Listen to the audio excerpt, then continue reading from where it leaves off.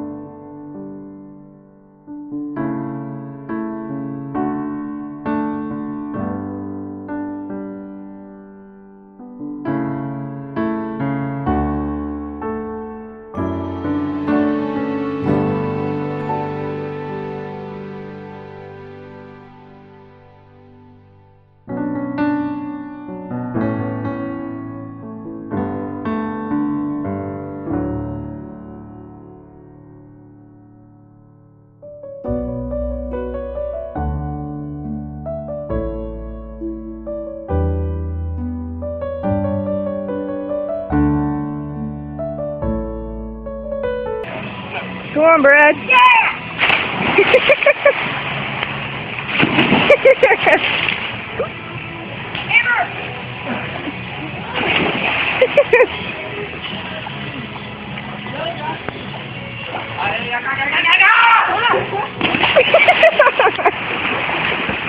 Oh, what's up with them? Oh, I'm good. I'm supposed to do it.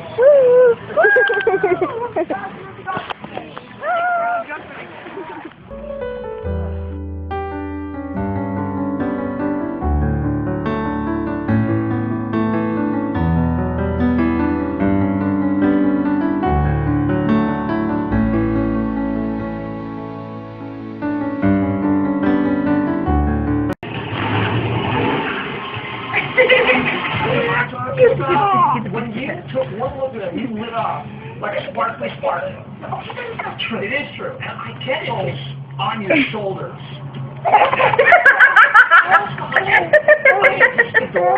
Who doesn't know how to load the dishwasher? Oh, wait, I remember. It's because every day I get up and make breakfast.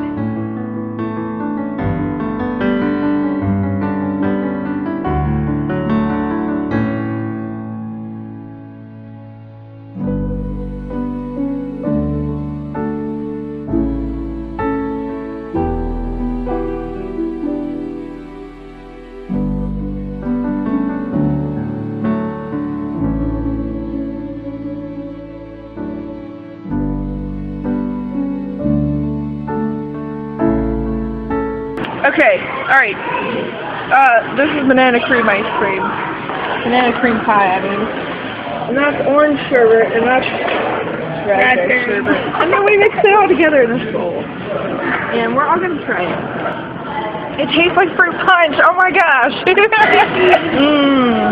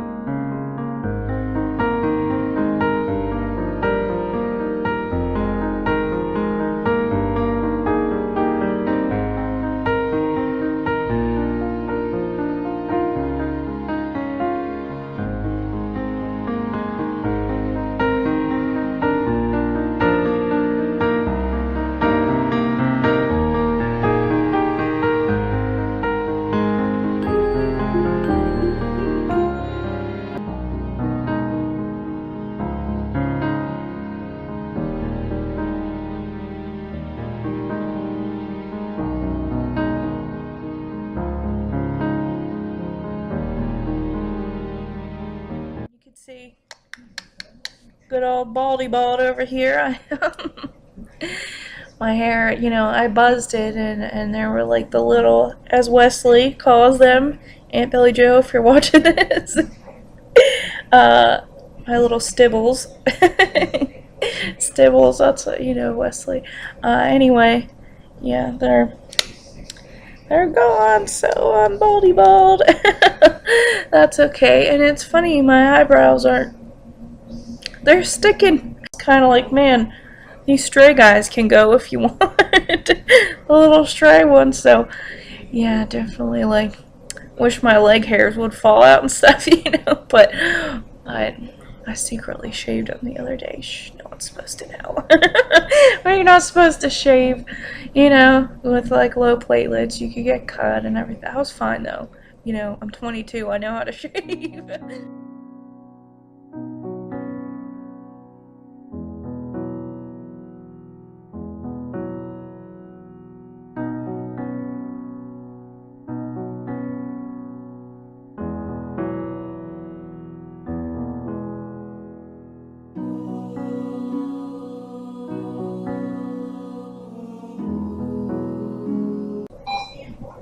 And that was my IV pole. If you have ever been here or, you know, talked to me on the phone while I've been here, you'll know that the IV pole is one of my daily annoyances, and you don't want to know all the nicknames that I have for this thing, but it beeps me in different things, so whatever.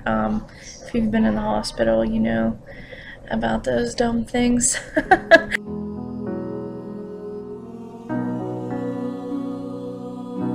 Somebody donated a bunch of Girl Scout cookies to the 7th floor of the hospital, so they were going around asking what's your favorite Girl Scout cookie, and they gave us like a whole box of free cookies. So I got tag-alongs, I don't know. They're pretty good, and yeah, free Girl Scout cookies. I know you're jealous.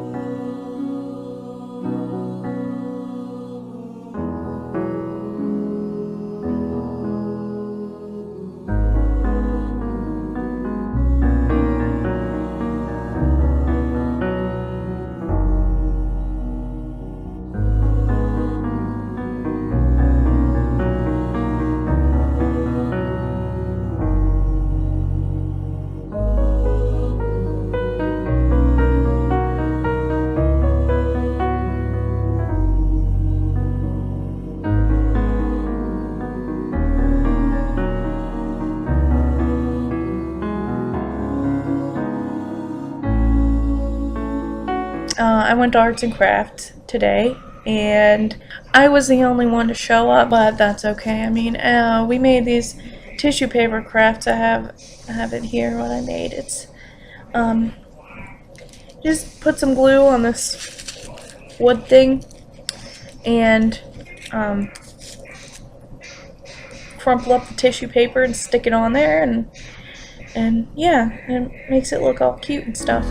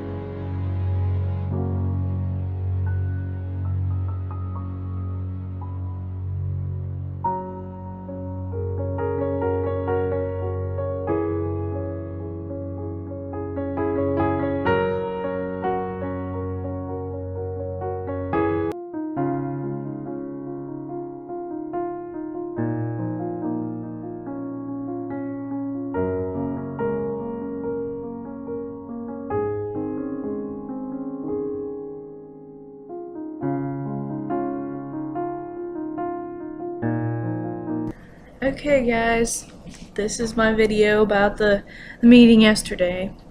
So yesterday we had the meeting.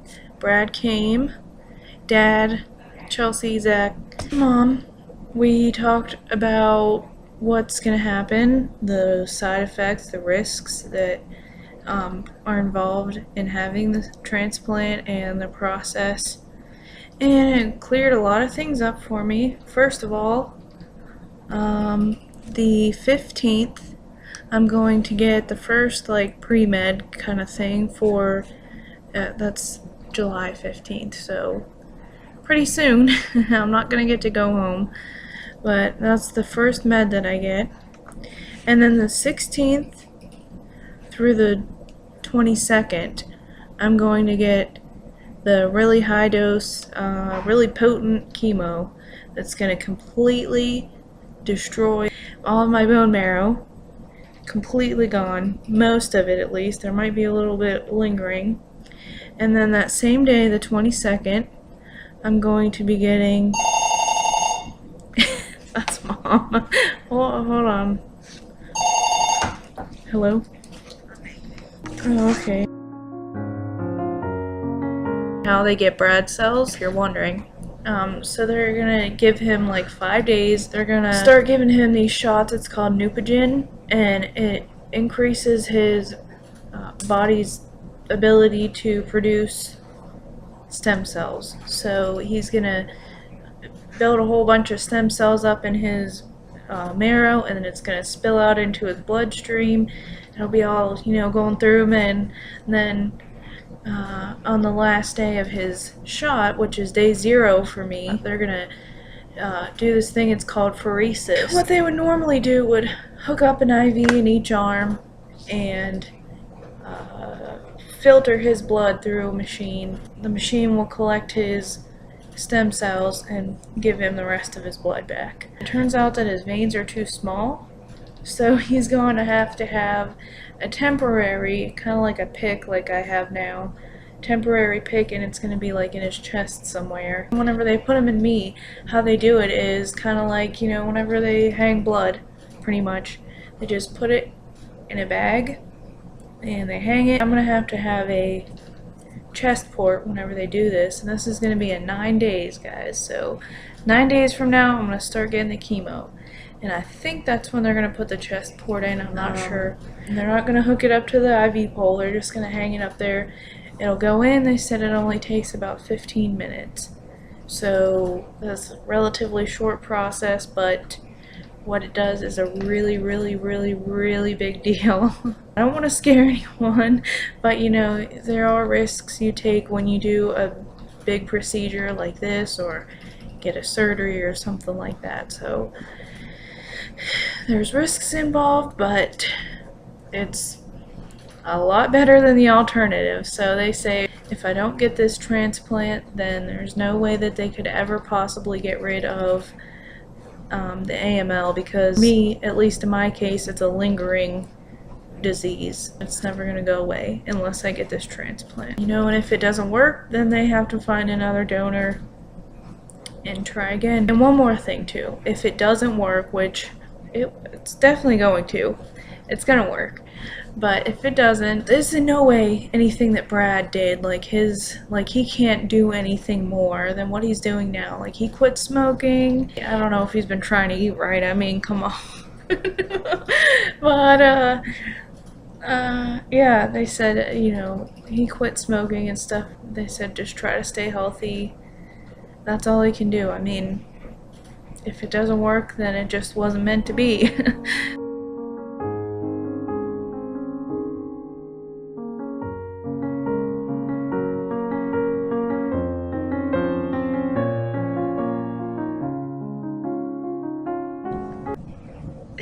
I'm wearing all pink today. Even matches. I didn't notice my pick arm bracelet. I put on a little bit of eyeshadow, and hey, sometimes it makes you feel better.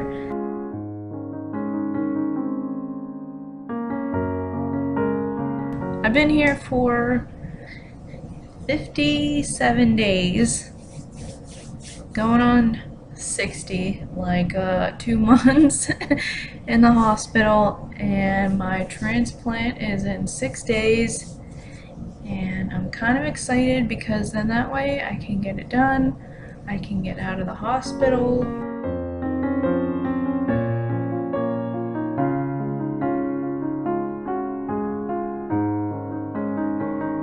I'll still be staying in Pittsburgh for at least a month after I get out of the hospital, but at least I'll be free and I can go and I can get in the car and I can drive around if I want.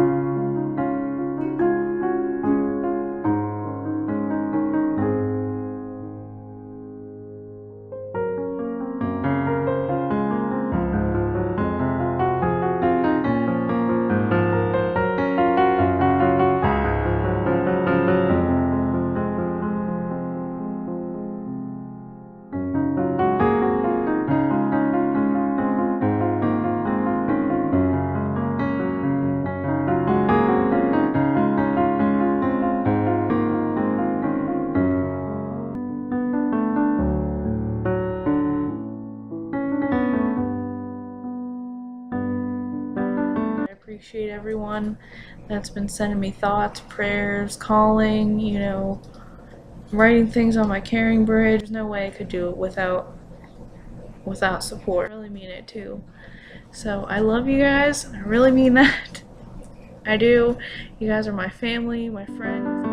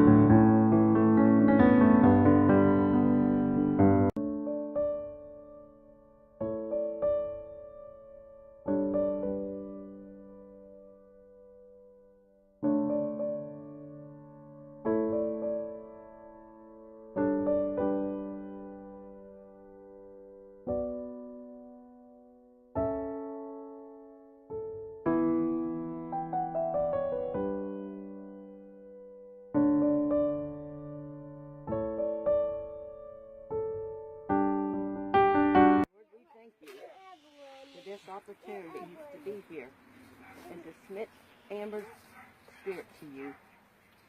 And we ask that you be with each and every one of us here, because we have lost a friend, a daughter, a granddaughter. So we just ask you to be with us throughout this whole service. And we ask this in the name of Jesus.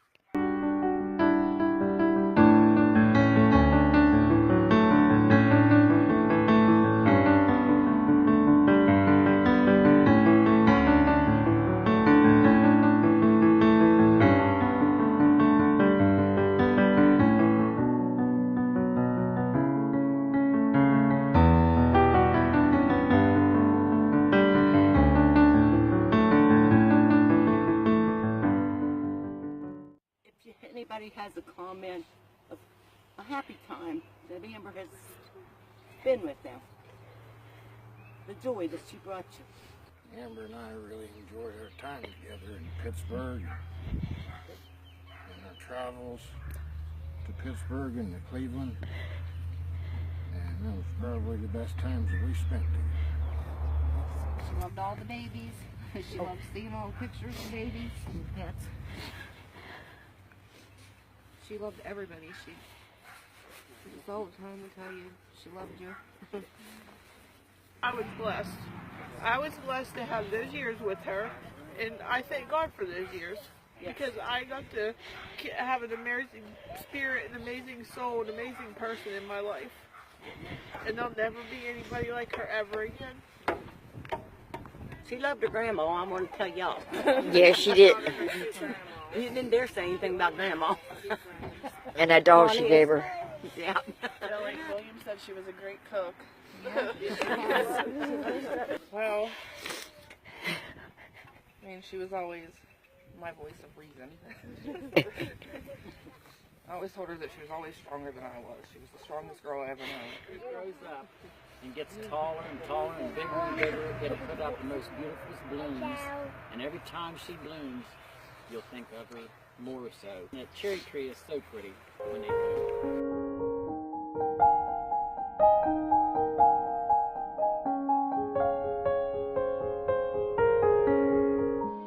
Me and my dad are gonna take part in this study. They're only picking 90 people, 90 pairs of people, so patients and their caregivers, and we're gonna fill out these surveys and questionnaires, and it's gonna be I did one yesterday, and there's one here for my dad to fill out and give back to the lady, but it's pretty long. But after the first one, then we get it 30 days from now, after I get out of the hospital, I'll take another one. And then anytime I go into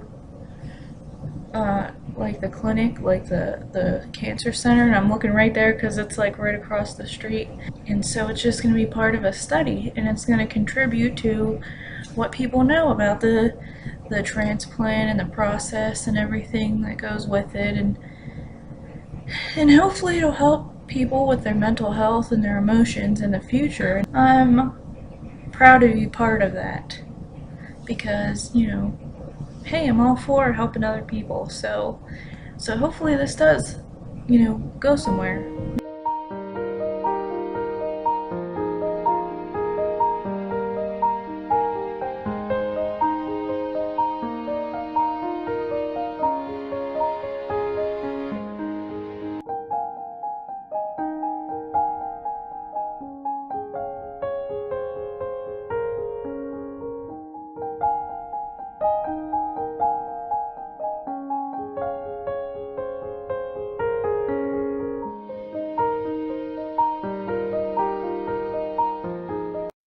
Thanks for watching my video. I love you guys. Peace out.